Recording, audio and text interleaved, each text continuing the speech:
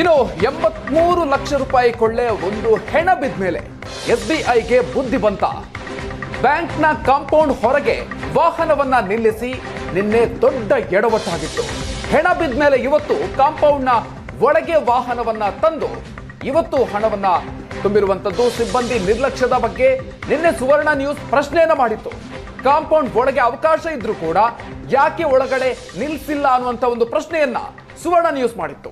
ATM ವಾಹನದಲ್ಲಿರಬೇಕಾಗಿದ್ದಂತಹ gunman ಎಲ್ಲಿ ಹೋದ ಅನ್ನುವಂಥ ಪ್ರಶ್ನೆ ಕೂಡ ಉದ್ಭವಿಸಿದೆ. ಸುವರ್ಣ ನ್ಯೂಸ್ ವರದಿಯ ಬಳಿಕ ಬ್ಯಾಂಕ್ ಮತ್ತು ಏಜೆನ್ಸಿ ಎಚ್ಚೆತ್ತಿದೆ. ಇವತ್ತು ಬ್ಯಾಂಕ್ನ ಕಾಂಪೌಂಡ್ ಒಳಗೆ ವಾಹನವನ್ನ ನಿಲ್ಲಿಸಿ ಹಣವನ್ನ ಶಿಫ್ಟ್ ಮಾಡಲಾಗಿದೆ. ಗನ್ಮ್ಯಾನ್ ಸಮೇತ ATMಗೆ ಹಣವನ್ನ ಸರಬರಾಜು ಮಾಡಲಾಗಿದೆ. ಇವತ್ತು ಕೂಡ ವಾಹನ ಬಂದಿತ್ತು, ಆದ್ರೆ ನಿನ್ನೆ ತರ ಹೊರಗಡೆ ನಿಲ್ಲಿಸಿಲ್ಲ. ಇವತ್ತು ಇಷ್ಟೆಲ್ಲ ಆದ ನಂತರ ಕಡೆಗೂ ಕೂಡ ವಾಹನವನ್ನ ಒಳಗೆ ಅವಕಾಶ ಇದ್ದಂತಹ ಸಂದರ್ಭದಲ್ಲಿ ಒಳಗಡೆ ಬಂದು ವಾಹನವನ್ನ ನಿಲ್ಲಿಸಿ ಅಲ್ಲಿ ಹಣವನ್ನ ತುಂಬಿಸಿರುವಂತದ್ದು. ಇದ್ರ ಬಗ್ಗೆ ಹೆಚ್ಚಿನ ಡೀಟೇಲ್ಸ್ ಕೊಡ್ತಾರೆ ನಮ್ಮ ಪ್ರತಿನಿಧಿ ಶರಣಯ್ಯ. ಶರಣಯ್ಯ, ನಿನ್ನೆ ಕೂಡ ಇದೇ ರೀತಿಯಾಗಿರುವಂತಹ ಒಂದು ಮುನ್ನೆಚ್ಚರಿಕೆಯನ್ನು ವಹಿಸಿಕೊಂಡಿದ್ರೆ ಇಂಥ ದೊಡ್ಡ ದುರಂತ ನಡೆದು ಹೋಗ್ತಾ ಇರಲಿಲ್ಲ, ಒಂದು ಅಮಾಯಕನ ಪ್ರಾಣ ಕೂಡ ಉಳಿತಾ ಇತ್ತು. ಖಂಡಿತವಾಗಿಯೂ ಮಧುಕರ್, ಕೆಟ್ಟ ಮೇಲೆ ಬುದ್ಧಿ ಬಂತು ಅಂತಾರಲ್ಲ, ಆ SBI ಅಧಿಕಾರಿಗಳಿಗೆ ಮತ್ತು ಅಲ್ಲಿನ ಸೆಕ್ಯೂರಿಟಿ ಸಿಬ್ಬಂದಿಯವರಿಗೂ ಕೂಡ ಅದೇ ಆಗಿರೋಂಥದ್ದು. ನಾವು ಈಗ ನಿನ್ನೆ ಘಟನೆ ನಡೆದಂತಹ ಸ್ಥಳದಲ್ಲೇ ಇದ್ದೀವಿ. ನೋಡ್ಬೋದು, ಇದೇ ಸ್ಥಳದಲ್ಲೇ ನಿನ್ನೆ ಆ ATMನಲ್ಲಿ ಹಣ ಸಾಗಿಸುವಂತಹ ವಾಹನ ನಿಲ್ಲಿಸಲಾಗಿತ್ತು. ಇಲ್ಲಿ ಒಳಗಡೆ ನೋಡ್ಬೋದು, ನಾವು ಬ್ಯಾಂಕನ್ನು ನೋಡ್ತಾ ಇದ್ದೀವಿ. ಬ್ಯಾಂಕ್ನಿಂದ ಟ್ರಂಕ್ ಮೂಲಕ ಹಣ ತಂದು ವಾಹನದೊಳಗೆ ಶಿಫ್ಟ್ ಮಾಡುವಂತಹ ಸಂದರ್ಭದಲ್ಲಿ ಇಲ್ಲೇ ಇದ್ದಂತಹ ದರೋಡೆಕೋರರು ಮೊದಲು ಕಣ್ಣಿಗೆ ಖಾರದ ಪುಡಿಯನ್ನು ಎರಚಿ ಅವ್ರ ಮೇಲೆ ಅಟ್ಯಾಕ್ ಮಾಡಿ ಫೈರ್ ಮಾಡಿ ಇದೇ ಸ್ಥಳದಿಂದಲೇ ಬೈಕ್ ಮೇಲೆ ತೆಗೆದುಕೊಂಡು ಹೋಗ್ತಾರೆ. ಆದರೆ ಇವತ್ತಿನ ದೃಶ್ಯಾವಳಿಗಳನ್ನು ನಾನು ನಿಮಗೆ ತೋರಿಸ್ತಾ ಇದ್ದೀನಿ. ಒಳಗಡೆ ನೋಡಬಹುದು, ಈ ಕಾಂಪೌಂಡ್ SBI ಈ ಮೇನ್ ರೋಡ್ ಏನಿದೆ ನಾವು ನಿಂತಿರುವ ಸ್ಥಳ, ಇದರಿಂದ ಒಳಗಡೆ ಕಾಂಪೌಂಡ್ ಏನು ಕಾಣಿಸ್ತಾ ಇದೆ, ಅದರ ಆಚೆ ಒಂದು ವ್ಯಾನ್ ಅನ್ನು ನೋಡ್ತಾ ಇದ್ದೀವಿ. ATM ವಾಹನ ನಿನ್ನೆ ನಡೆದಂತಹ ದರೋಡೆಗೆ ನಿನ್ನೆ ದರೋಡೆಯನ್ನು ನಡೆದಿತ್ತು, ಅದೇ ಥರದ ಇನ್ನೊಂದು ವಾಹನ ಇಲ್ಲಿ ನಿಂತಿರುವಂಥದ್ದನ್ನು ಕಾಣಬಹುದಾಗಿದೆ. ಇವತ್ತು ಅವರಿಗೆ ಕೆಟ್ಟ ಮೇಲೆ ಬುದ್ಧಿ ಬಂದಿದೆ. ಇವತ್ತು ಎಚ್ಚೆತ್ತುಕೊಂಡಿದ್ದಾರೆ, ವಾಹನವನ್ನು ಒಳಗಡೆ ನಿಲ್ಲಿಸಿದ್ದಾರೆ.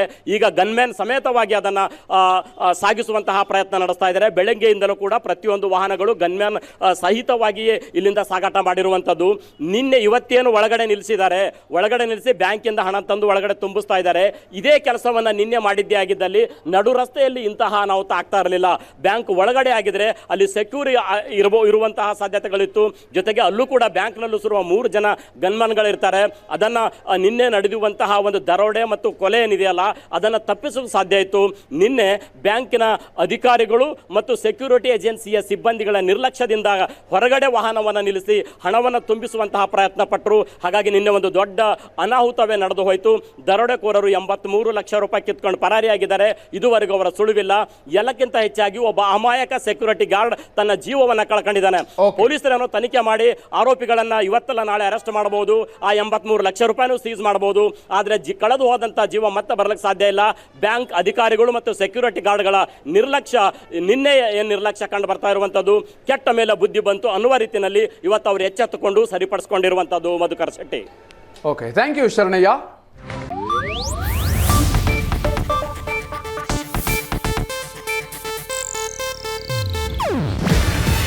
ಇದು ಏಷ್ಯಾನೆಟ್ ನ್ಯೂಸ್ ನೆಟ್ವರ್ಕ್ ಪ್ರಸ್ತುತಿ. ನೀವು ನೋಡ್ತಿದ್ದೀರಾ ಏಷ್ಯಾನೆಟ್ ಸುವರ್ಣ ನ್ಯೂಸ್.